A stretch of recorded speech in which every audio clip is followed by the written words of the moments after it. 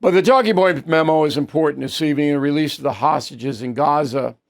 And they never, of course, should have been taken, kidnapped. That's the best word, kidnapped in the first place. All right, so as you probably know, 20 living hostages were released by the Hamas terrorists today, and that is because of President Trump's efforts.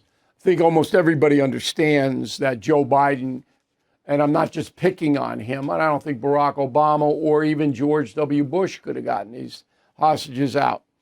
But people fear Donald Trump, and Iran in particular, which funds and arms the Hamas terrorists, are very afraid of the president. So he's got leverage in there. And the Israelis can't buck him because we're pretty much the only friend Israel has right now in the world. So Donald Trump did it. And I'm going to now do a timeline. October 7th, 2023. 1,200 murdered, 1,200 Jews murdered. No reason. Hamas. I write about it in the opening of Confronting Evil. I put you right in the town. All right?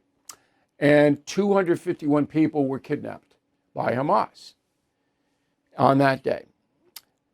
Then there was a negotiation. I was a part of it, and I'm going to write about it in my last book, which will be out this time next year. I wasn't a major player in the first hostage release, but I was an expediter. I put people together. All right, so on January 19th this year, 2025, 33 hostages were released. You might remember that. But the terrorists held back. 44, 20 living, 24 bodies. All right, since that time, the Trump administration had been trying to get them out. Very frustrating, extremely frustrating. At the same time, the Israeli government was pounding Gaza, and a lot of civilians were killed. Not Israel's fault in particular. It's what happens in war. Civilians are killed, and Hamas hides behind civilians. I'm not justifying, I'm not a military planner. I wasn't there. But I'm telling you, in every single war on this planet, innocent civilians get killed. It's just the nature of it. It's horrible evil. So finally, a deal was made. President Trump then got on a plane yesterday and flew to Israel, where he said this. It was a very tough period of time. For so many families across this land, it has been years since you've known a single day of true peace. But now at last, not only for Israelis, but also for Palestinians and for many others, the long and painful nightmare is finally over. And as the dust settles, the smoke fades, the debris is removed, and the ashes cleaned from the air, the day that breaks on a region transformed, and a beautiful and much brighter future appears suddenly within your reach. And nobody knows how that will play out. But you have to acknowledge history. And Donald Trump got this done. That's it. There's no but, there's why, there's none of that speculative garbage. We do not do that. Those who do are dishonest. Nobody knows.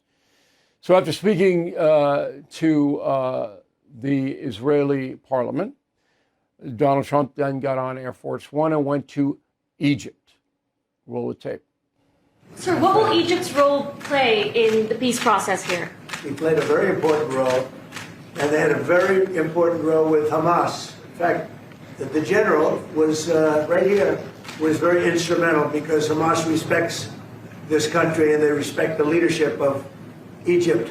So he played a very important role. I appreciate it very much. Thank you.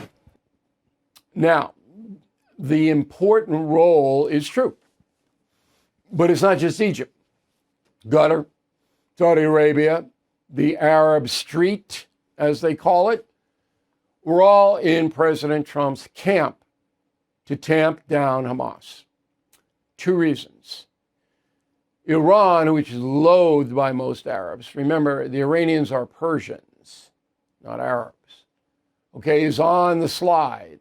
It is diminishing in power because of America and Israel. And the Arabs want that to happen. Number two, money. It is bad for business in the Middle East to have constant terror. And money has always talked. And as you know, the Gulf region is one of the most important energy centers on earth. And the Houthis and all these other people disrupt business. So the Arab nations want these terrorists gone. And that's why they cooperated with the United States and Israel.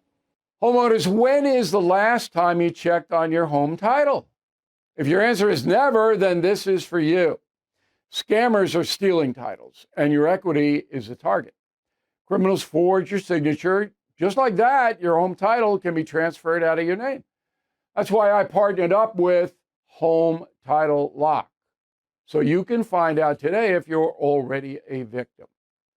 Please use my promo code BILL at HometitleLock.com, and you'll get a free title history report. Plus, you will get a free trial of their $1 million triple lock protection. That's 24/7 monitoring of your title, urgent alerts of any changes, and if fraud does happen, they'll spend up to $1 million to fix it. That's HometitleLock.com, promo code BILL. Donald Trump then, after Sharm el-Sheikh, where he was in Egypt, comes back.